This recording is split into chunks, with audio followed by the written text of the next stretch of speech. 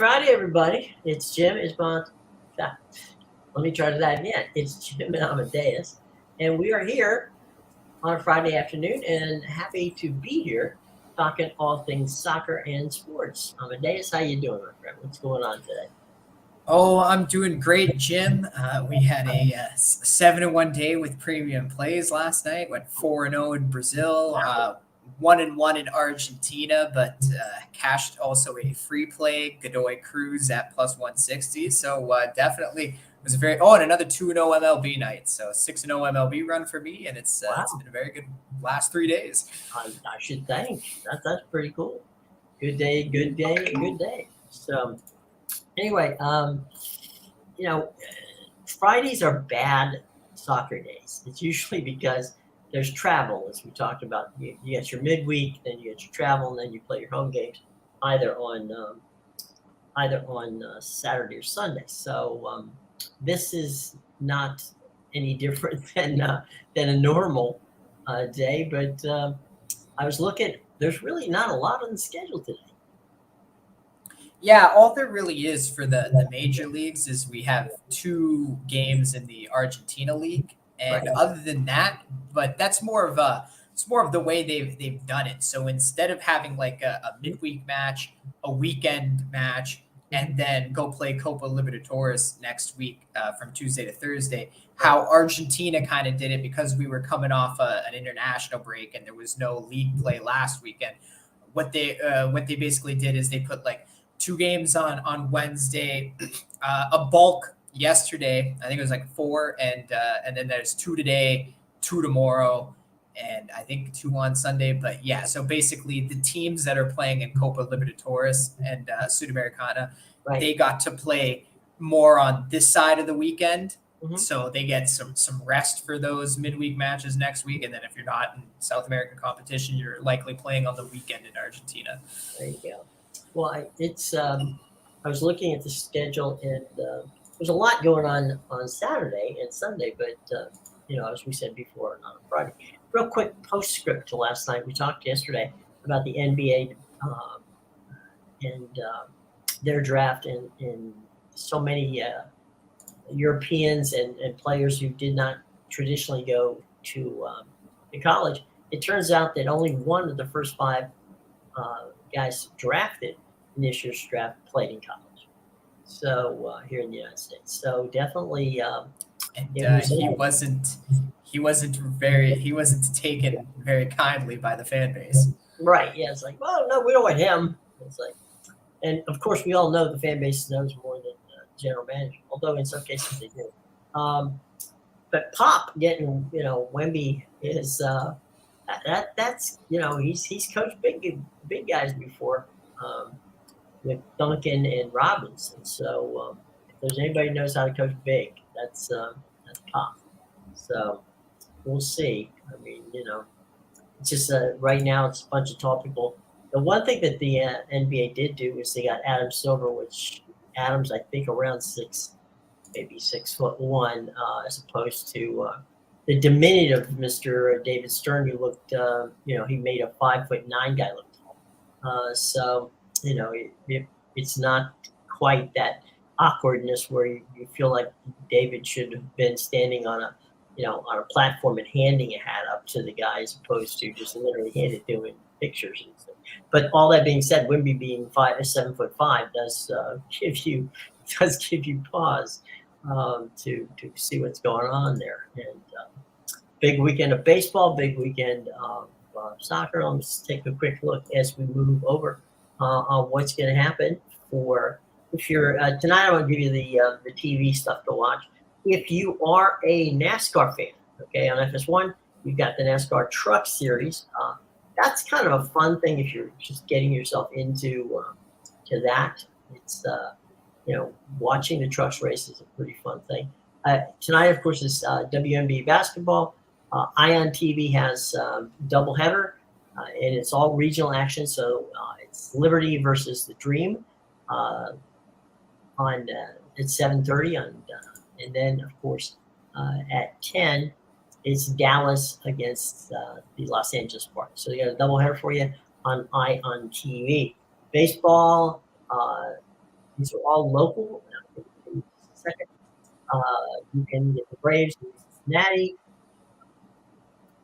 the Twins Twins Tigers, Braves Reds, Twins, Kansas City Tampa Bay, the Rangers and the Yankees, the Brewers and the Guardians, and Oakland against the Blue Jays. This is a very screwed up schedule. Major League Baseball Network is doing regional coverage, and the next game, the Washington Angels is going to see the game on.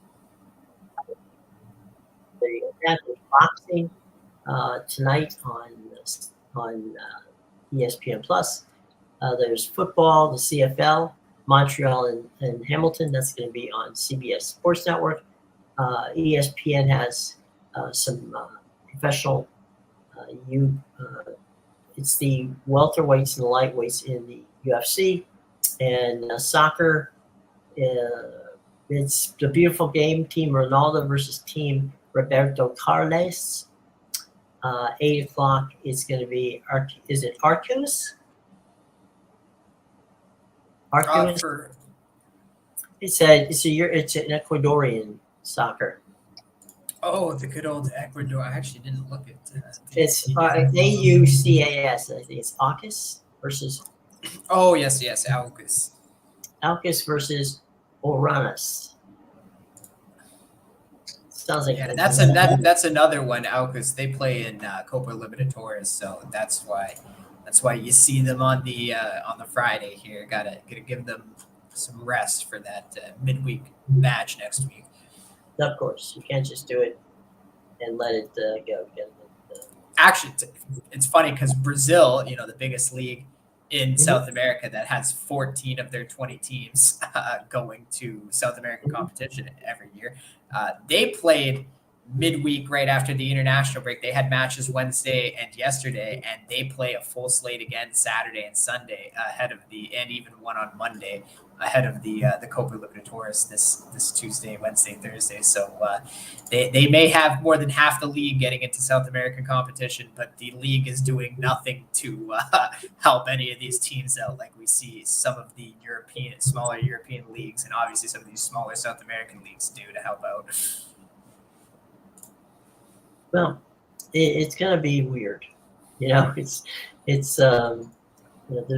there's sometimes when you're watching these other soccer leagues for the first time, you really do find some gems there. You may not necessarily watch them every time, but it's definitely worth the time to give it a shot, right? Yeah, there was some beautiful goals in Brazil last night, and it's interesting because it's very different from the European style, because they don't they don't necessarily have to get right into the box. Every now and then you'll just have a guy, like, obviously we see nice goals in the Premier League like that, but it's very rare that guys take shots outside the box, especially when you're a really good team, right? Because it's viewed as kind of like a bit selfish taking that shot when you have so many weapons and you could try to work an attack in. But down in South America, these guys are just firing from outside the 18-yard box, and they're just putting it in the back of the net, top corner, making the goalie dive for it. So yeah, definitely some very exciting shots if you're looking for that kind of action. And we get a bunch of fun stuff in over the weekend. We're gonna have the last week we had the U.S. Open for the men, and now this week it's the U.S. Open for the women, the LPGA. I was thinking, what's your thoughts on the LPGA from a wagering standpoint? I don't really know too much about the women's golfers. Right. I know. I think the one Canadian woman who's good. I think her name is Brooke Henderson. But, okay. I don't, unless she's American. I know there's a good player named Brooke Henderson, but other than that, I don't follow the women's golf too much. Well, I think I'm sorry. Oh, I was just going to say, I think for sure you could definitely find value in the same way you can find it on the men's side for sure. Well, most of the top world rankings for the LPGA are,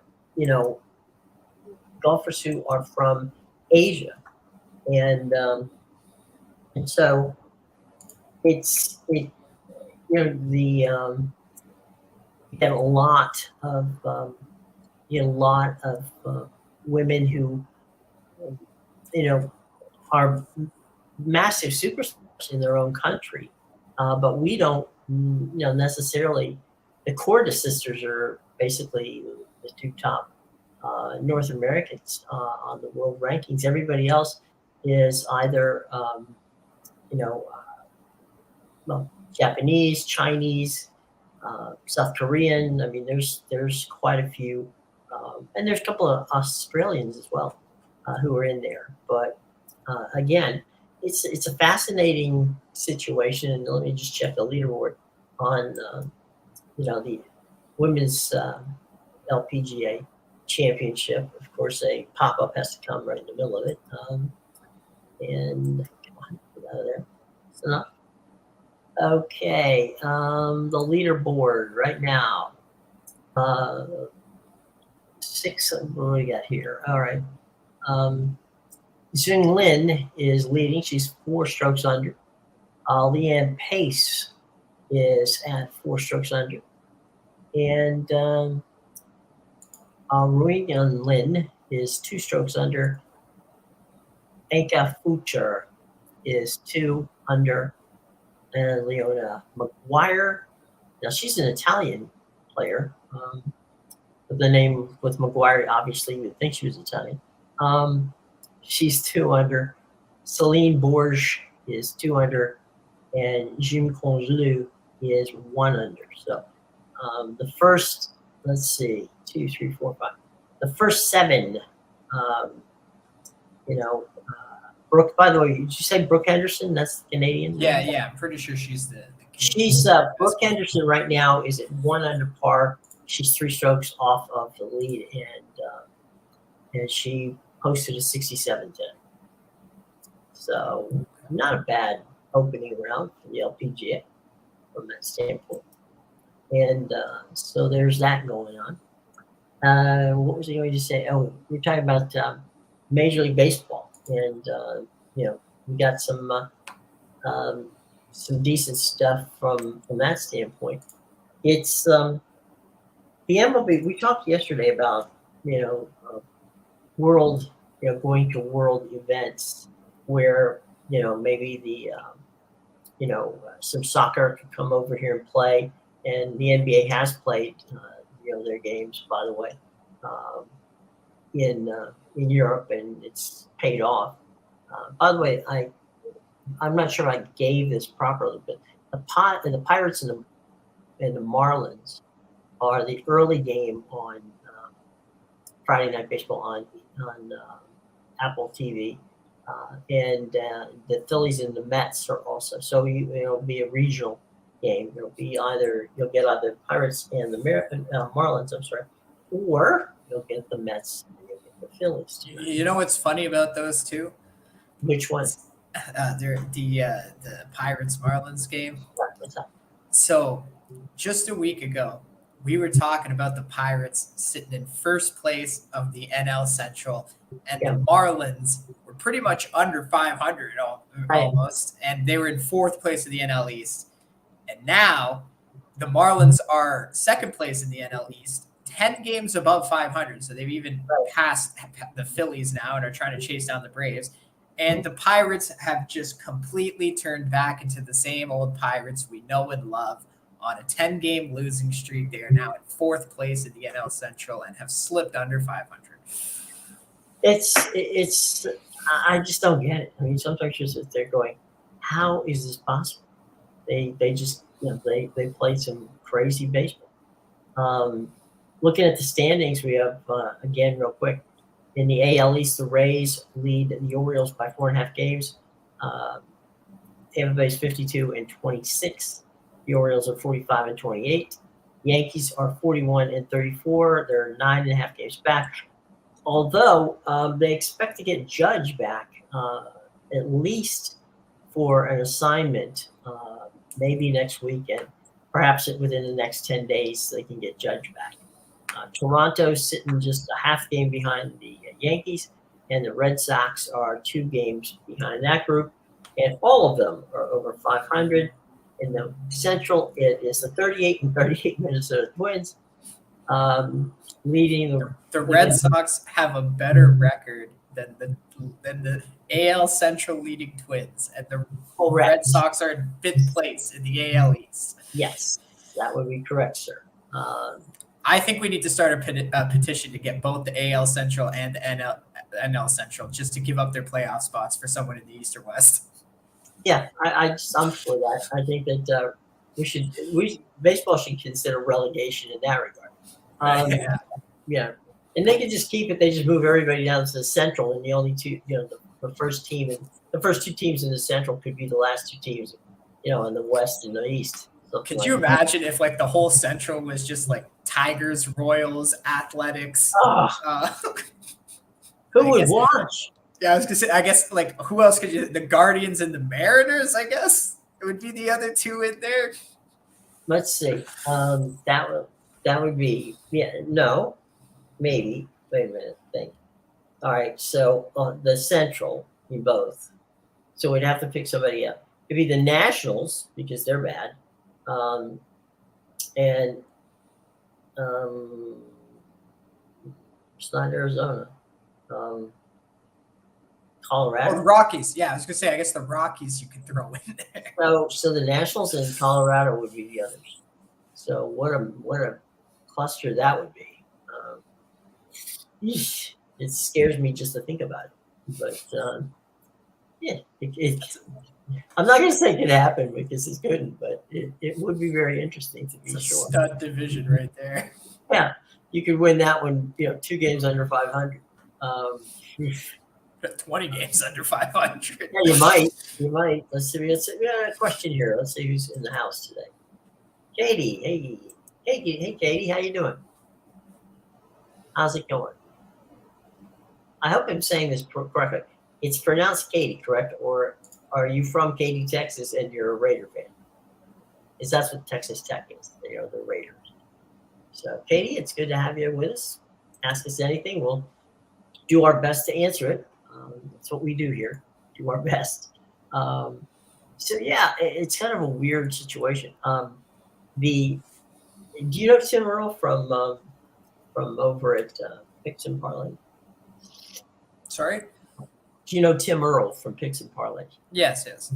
Okay. Tim Earl is the savant of college baseball. And so I was curious to find out what Tim thought about LSU and Florida playing for the College Baseball World Series Championship. And fascinating game with they went into the 11th inning last night. Oral Roberts and LSU.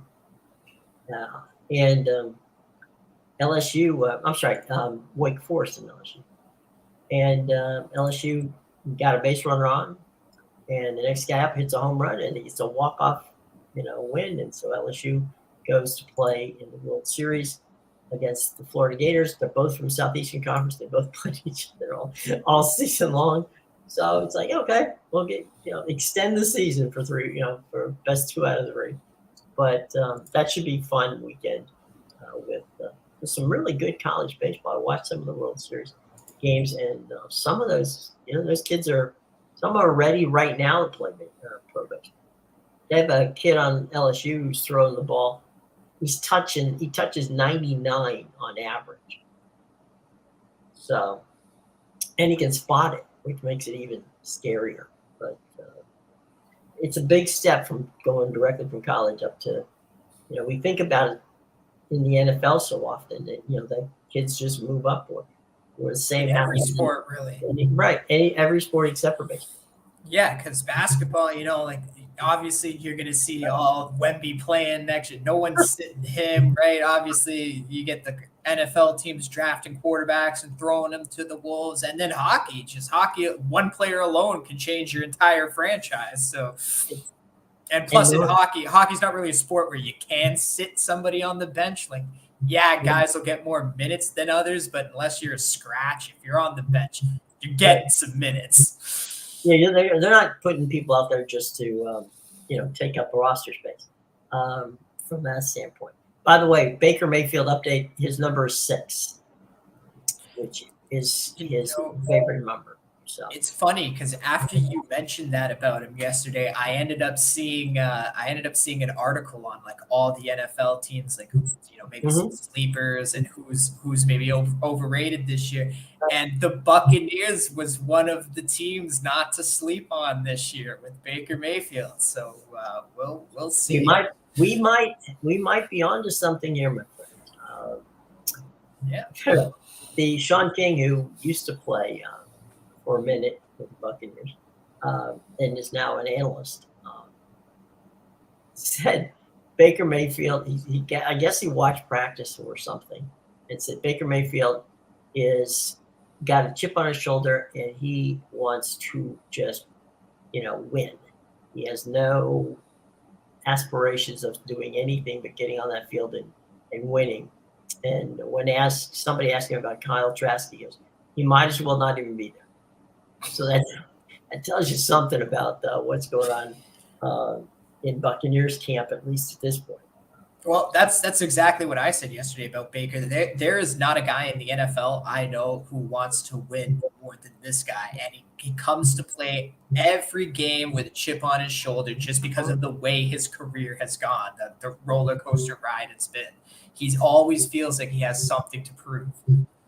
Yeah, and the funny thing is that with Baker, that it's almost been, when he was in college, he was dismissed by a bunch of pro scouts and a number of people as not being he doesn't have everything that's going to take, even though all he did was win. I guess that wasn't good enough.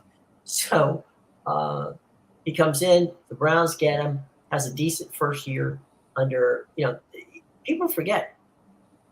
Well, how many years has he been here? What, about 5 years, 6 years? I think so, right? I think he's like 5. Yeah, his rookie contract is definitely done. Yeah. So he's got to be right on that 5th year. Yeah, in that regard, he's had 5 different offensive coordinators. So, yeah, that's another great point. That actually I am aware of that, and it's never touched on how the guys like how are you supposed to get into a rhythm when you have a different coach, different offensive coordinator, different wide receivers every year? Well, there was one time in Cleveland that the offensive coordinator was changed in the middle of the season. And so you're sitting there going, what? It's like, forget the playbook we practiced with, for the last 7 months. And here, let me draw some stuff up in the, on my Surface pad, which I now know is called the Surface. You clued me in on that yesterday. So yeah, I mean, it's what, just when you're getting the groove for one, you're gone and you got another guy. So, and nobody runs the same offense. So, and that's the one thing about the Buccaneers. Say what you want about the franchise. Yeah, they've been garbage for so long, and they probably would be nothing if they never got Tom Brady and never would have won that Super Bowl. But there's stability with the coaching staff. Absolutely, there's stability there, and that's a very important thing, obviously, in the NFL. Well, there's that. There's also, when we talked about this a little bit yesterday, when they brought Brady in, Jason Light, who is the general manager and president of football operations, Jason was the assistant GM with the Patriots. So he comes from that Patriots, that was one of the reasons that Tom felt he could go to Tampa Bay and win, because he knew Jason. And at that time, they had Bruce Arians as the coach, and Bruce was the savant of quarterbacks. So I think he made Carson Palmer look like a stud on the Cardinals years ago. Yeah. So I got a ton of respect for Bruce Arians. That's for sure. Well, he also was the guy who brought let's see, Bruce's quarterbacks would be, let's see. Him and Todd Bowles, actually. I loved Todd Bowles when he was our DC. Yeah. Very, great football mind. Yeah, So well, now Todd's the head coach. that's what I mean. They're in great hands there. Love Todd Bowles. So let's see, Bruce had the first quarterback he coached was Roethlisberger. Then he goes to Dungy and tweaks Manning. And then he goes to the Cardinals and does his magic there. And then he goes to, he goes and realizes that Jameis Winston is not going to win anything for us. And then Brady falls in his lap. And so that worked out to his credit. So he likes his veteran quarterbacks. Oh, yeah. No, he does. A rookie quarterback's not going to play for not unless he's the only guy on the field. That was the one thing that I always bothered me. Like he got us through with winning seasons, but I always hated Carson Palmer, and I always wanted them to just draft a quarterback, get a younger guy, but he wouldn't do it because that's just Bruce. He won't take a young quarterback. He needs his veteran. Yeah, he wants somebody who's been there, done that. And whether that's right or wrong, I mean, I don't know. It's Bruce. So anyway, they have the kind of players around them, both on the offensive and defensive side, to, as I said, you look at the quarterbacks in the South for the NFC, and there's really just nothing that jumps out at you and says, "Oh, this is fantastic." It's just, I guess you could say New Orleans, but I really am not. I couldn't even name Derek the quarterbacks in the NFC South. I can't even name the quarterbacks in the NFC South. Like the Falcons are going with that rookie, right? I already forget. From Cincinnati. Yeah. Okay. Yeah. Desmond Ridder. Right. So then the Panthers, who are they going with again? I don't know. Is it Darnold? Like, have we decided on Sam Darnold? Is that a thing? I guess. I mean, it's like a. Is it PJ Walker? Let me check that while we're talking. Who's the first string quarterback? We know that Derek Carr's in New Orleans, right? Yeah. The problem for Derek Carr is that Sean Payton isn't in New Orleans, so that the offense does not run, as well. Although I will say this: what they did do is they bulked up on the defense. So defensively, they're studs on that side. They're not studs on the, on the other side. Desmond Ridder, they brought him in like halfway into the season, and he didn't do bad. Threw him to the Wolves. That was your playoff, or that was your NFL experience. Get ready for next year. Yeah, here we go, boys. And that was, I mean, he had, I don't know, I don't want to say success because he didn't have success, but he didn't suck. So I guess that gives you some hope. So much so that I think they got rid of Mariota as the backup. So I liked Mariota at the Falcons. I thought he was pretty decent for them. Yeah. I don't know. But I guess that's the thing these days, right? It used to be you draft a quarterback and you never play him the first year.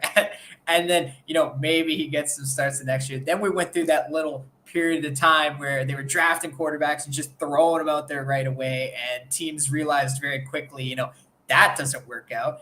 And now we're kind of seeing this where it's like, okay, we draft a guy and bring in a veteran. Let the veteran tank the first half of the season. And once he's put you out of playoff contention pretty much, then it's like, all right, let the rookie get in there and get his experience now that the season doesn't mean anything. And then we'll let him start next year. So, all right. Being a genius that I am, I forgot that they drafted Bryce Young from Alabama. Oh, yeah. Totally forgot about the NFL draft. Like I said, when it's off season, out of mind. It's out of mind. But the guy he's going to buck to try to get that starting job is none other than Andy Dalton. So those are two names that do not strike fear into most people. So I think that they're well, Bryce, you can't expect him to be great in the first year, especially when you traded away like the best running back in the league last year. So I don't know what you're gonna do on that end. It's always good to have a running back so you can take some stress off the offensive line. But I'm not coaching the team. I'm not managing the team. So good luck, Carolina.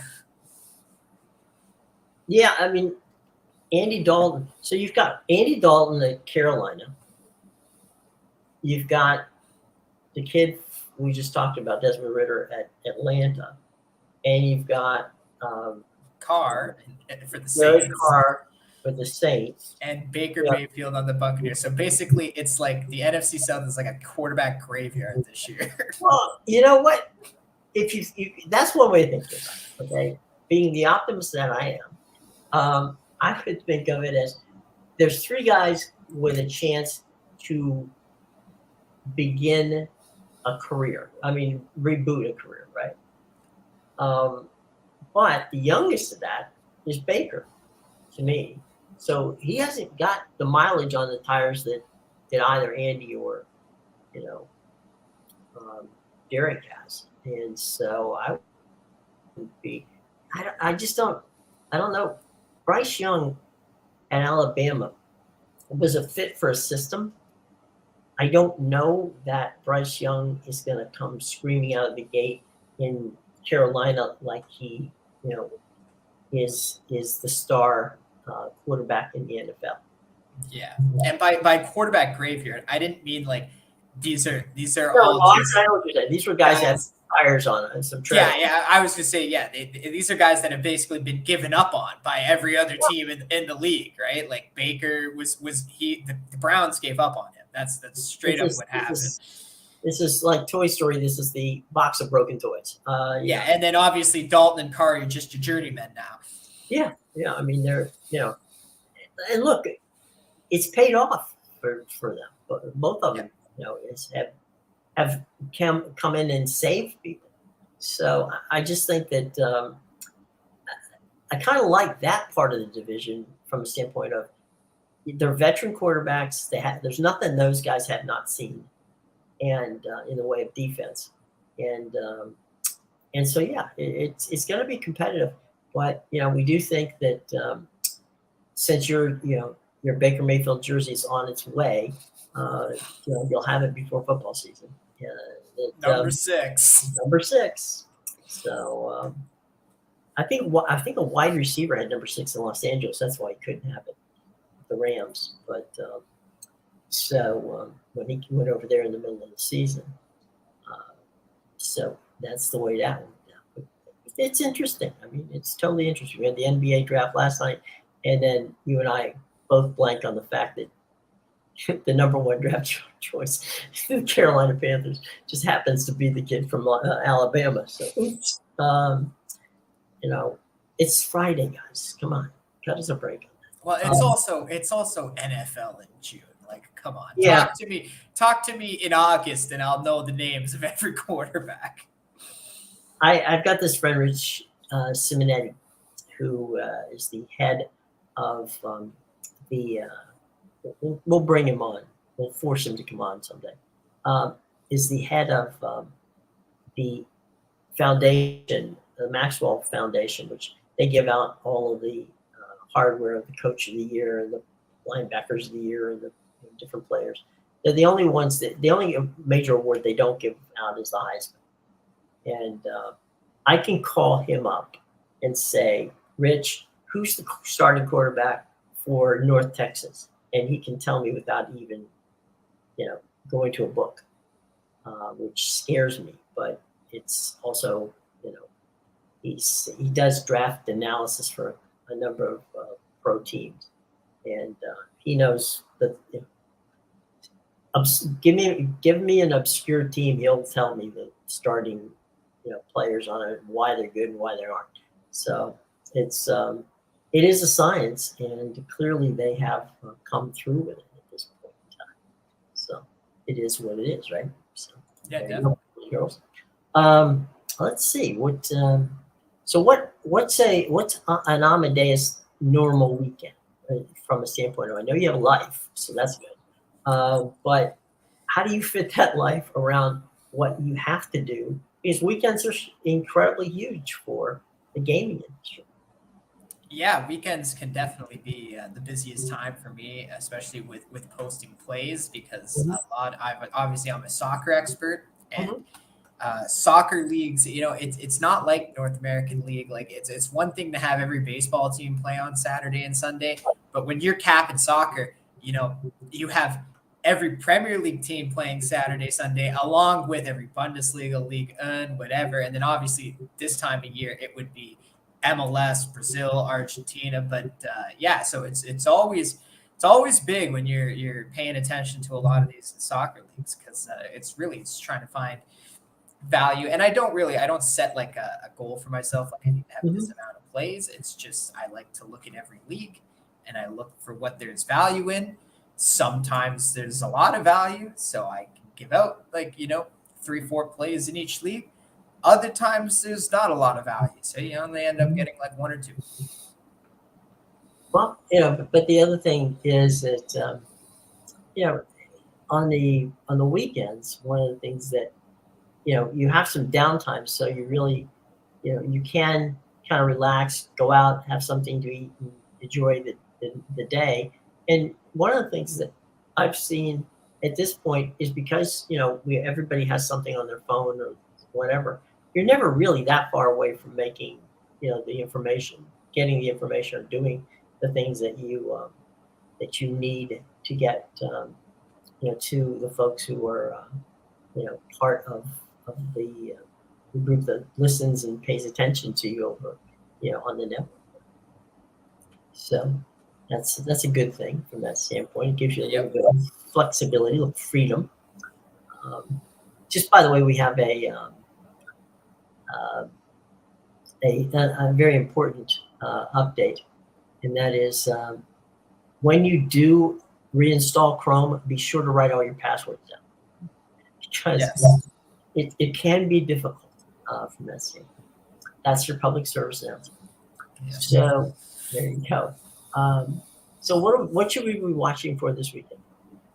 Yeah, so definitely there's a big slate of MLS. Again, you can catch all the games on Saturday in a 3-hour window. It's this time it's not 7:30 to 10:30. It's actually 4:30 to 7:30. Mhm. So a little easier for the people on the East. You can catch some of those West Coast games. And then obviously Brazil's got a full slate on Saturday and Sunday. And other than that, there might be some smaller leagues. Like there's a few I think there's 2 Argentina games tomorrow, and then there's obviously a few of the Colombia and the Ecuador, the smaller leagues. But other than that, these leagues are pretty much Argentina. I know is not going to have a lot because they're gearing up for Copa Libertadores this midweek. So yeah, definitely it's going to be an action-packed weekend, and then that's going to roll right into Copa Libertadores Sudamericana. So it's going to be a big South American soccer week for sure.